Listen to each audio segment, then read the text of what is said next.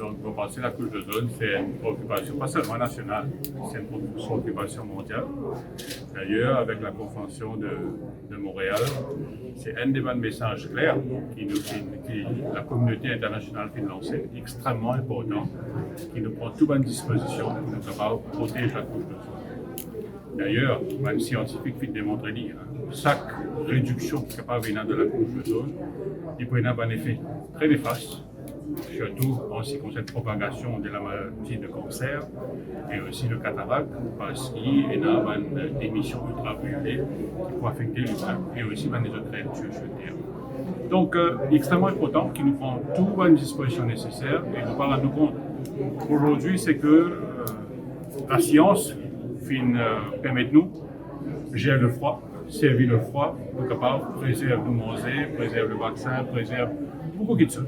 La chaîne de froid aujourd'hui est un élément extrêmement important dans la préservation des aliments, par exemple. Mais nous avons à nous à l'évidence aujourd'hui. Et aussi avec la hausse de la température, nous pouvons servir de plus en plus l'air conditionné, la réfrigération. Et ça, si nous ne pouvons pas servir une substance qui est bizarre, malheureusement, il y a un certain nombre de substances qui nous servent dans la réfrigération, dans l'air conditionné. Malheureusement, il n'est pas contribué pour nous capables de préserver la couche d'ozone. Donc, il est extrêmement important, c'est qu'il nous suive, nous fait le shift nécessaire, nous conserver une substance qui nous est capable de servir, pour qu'il nous capable de continuer à préserver la couche d'ozone. Donc, d'où l'idée de ce workshop d'aujourd'hui-là, c'est que conscientise avant tout la population de la nécessité pour préserver la couche d'ozone.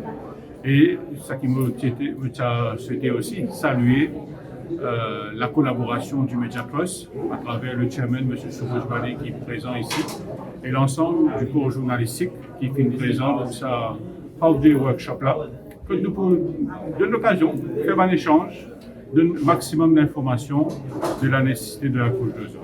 Et là, vous pensez, cet événement-là, il revêt un caractère très important.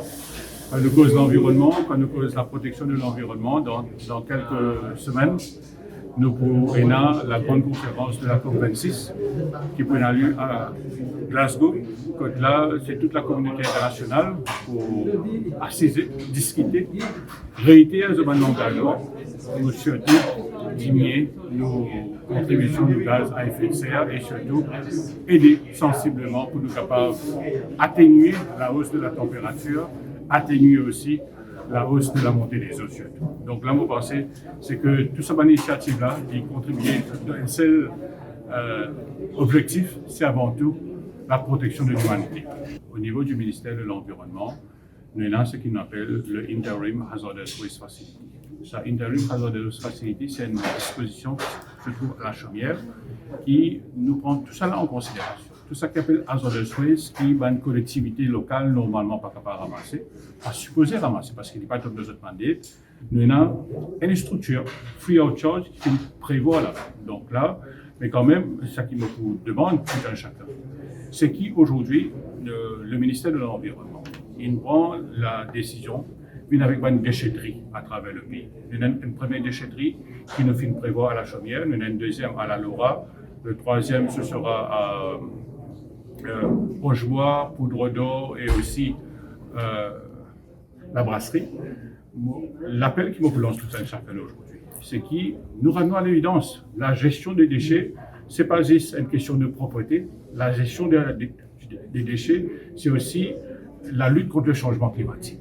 À cause de ça, qu'il est extrêmement important, c'est que tous nos déchets que nous générons, il est capable d'un déchet électrique, il est capable d'un déchet électronique, nous sommes capables d'un canal, un cimé que nous sommes capables de disposer de ces déchets-là. Donc l'appel que nous lançons, c'est que tout un chacun nous service à canal que le ministère de l'Environnement permet à la disposition du consommateur mauricien. Donc, à la Chaumière, je suis capable de faire, très prochainement, je pourrai faire dans la région de la Laura, venir mettre devant une disposition de produits électriques, électroniques là-bas, quand là, nous sommes capables, nous, à nos niveaux, d'une façon scientifique, méthodique, nous sommes capables de gérer ces déchets-là.